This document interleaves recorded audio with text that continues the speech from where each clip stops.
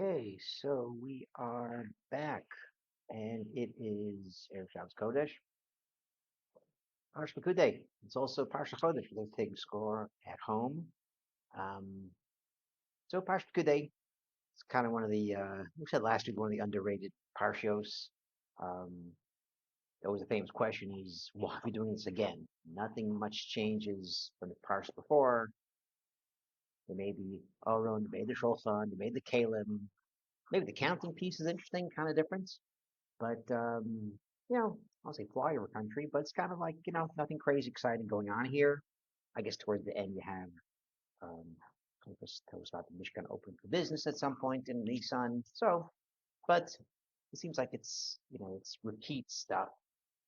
But there's one piece that this week kind of saw a very interesting answer. Some of the words don't really flow 100% uh, in the parsha. First of all, it's El Pekudei al Pi Moshe. This is the accounting al Pi Moshe. And then it talks about Biad Isamar Be'an Arakon. There's Isamar, job to do the accounting.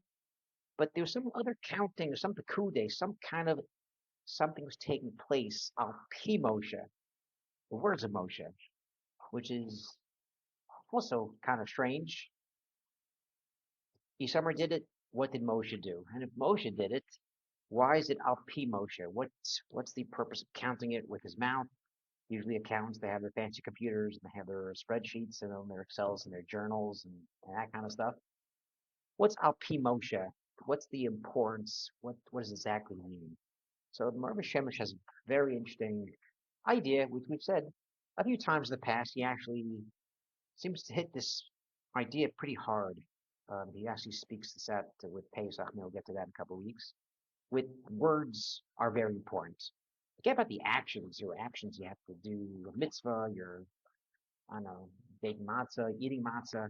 The words, the bracha, um, actually is a huge deal. There's some Kabbalic and Hasidic areas where Yud Kei Vav Kei, it starts the idea, then it gets into your head, it gets part of you, and then when it comes out to action, to the world of Asiya, the first part that it gets into the world is your dibur, your peh, and your hands do the rest, or your feet, you're walking to shul, whatever it is.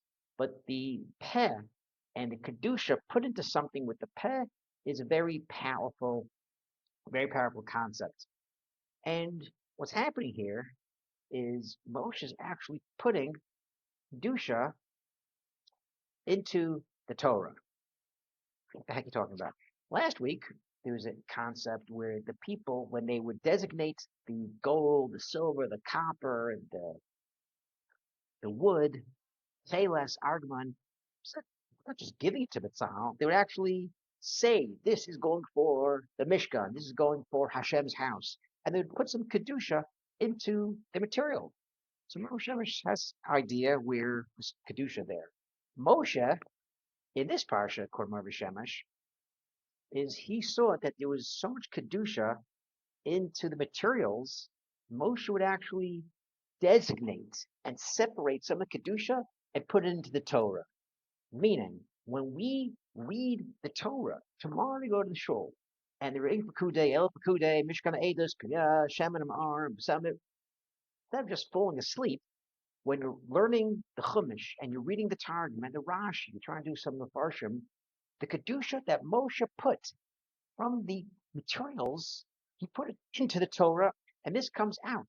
This comes out when you're reading the Torah, when you're reading the Torah on the Mishkan. So it's not just reading the Mishkan, we did this before. No, every time there's new things to learn about the Mishkan, there's new things to learn how much gold there was, silver, what was gold, what was silver, what's the importance of having gold, what's the importance of having silver, the Adanim, what was that purpose? And every time we go through this, each year, there's new Mefarshim and new things you can learn from it. What the Karbanos do, what's the Ketoras for, Shem HaMa'ar, Shem HaMishcha, the Kiyar, all these Kalim, each year it comes back this new Kedusha that comes literally out of the Torah, and we can actually get some of this Torah that Moshe put there. So it's not just, the Mishkan, we did this before. No, it actually has Kedusha that Moshe put here.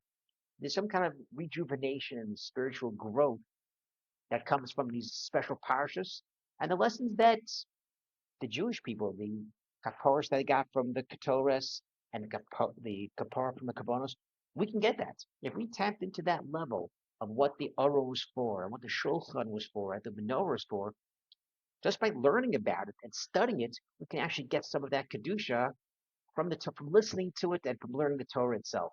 Pretty powerful idea, which actually has a very big connection, I think, with Parsha Chodesh.